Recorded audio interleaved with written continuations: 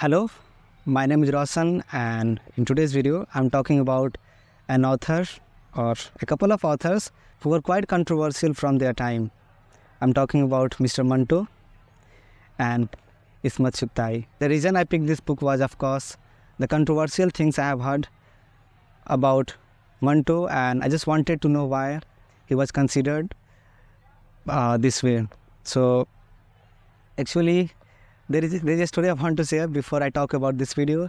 I wanted to read this in the original language, in Urdu. Of course, I can read Urdu, but the thing is that I was forced to learn Urdu, and maybe that's the reason I just cannot connect with it. Learning English or school subjects, it was kind of a conscious decision from my side, and I enjoyed it more in comparison to attending private classes for learning Urdu and Arabic. So even though I have got the books in Urdu and I was really looking forward to, and I had to travel, honestly, I had to look for, I finally got the books in Urdu from Jama Masjid. But when I was in Delhi at Fakir Chand, I came across this beautiful printed covers, and I was just in love with these. And of course, I wanted to read both of these authors. I wasn't aware of her, Ismat Chughtai, but watching a video about Urdu literature, I came across many recommendations from her writing. So yeah, this is a translated version in English, and the stories from this book is mostly short stories, because they all are short stories, and it reminded me of my childhood, honestly, how I used to read short stories, which I don't really do. So it was kind of nostalgic, but in a different manner. What I used to read as a child and what was in this was really obscene. And the language, people call him crude, using vulgar language, but I think this was one of the reasons why he was considered controversial. So, the book is divided into different chapters and in different themes. For example, he talks about partition, and then there are short stories about partition, and there is this story, Open It, which really was horrifying, how we human can stoop down to such levels.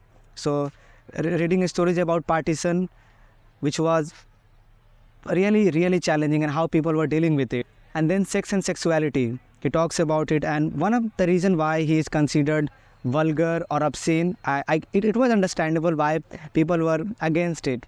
My mom would be really happy if she finds me reading Urdu books, but I'm 100% sure she won't me, even at this age, she won't let me read Manto if she knew what I was reading.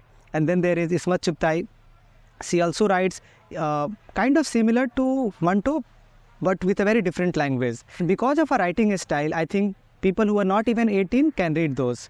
And I should mention that whoever is watching this video, you should be prepared for what you are going to read. It is not for everyone. And if you are ready for accepting the controversial things, if you're not ready, or if you're not broad-minded to accept whatever Manto has written and whatever she has talked about, then you should stay out of it. And yeah, of course, he also talks about the same themes, such as communal color, where she talks about, there is a particular story, Kafir, which was really, really amazing. And then she also talks about sex and sexuality. And then the Jenana, I hope I'm saying it correctly. It's about, I don't know exactly what the word Jenana means. I looked it up, but I have forgotten it. I will put it here. But it shares a theme of bride and groom, which we see in our homes. And even these stories are really cool and really eye-opening. I mean, how difficult it was for people from that era to live the wedding suit which was a story which made me emotional, and how people were treated, child marriage, getting pregnant at such young age, poverty, everything is mentioned in such concise manner that you can't stop reading it. And I should read more short stories. So if you have any recommendation, feel free to leave a comment.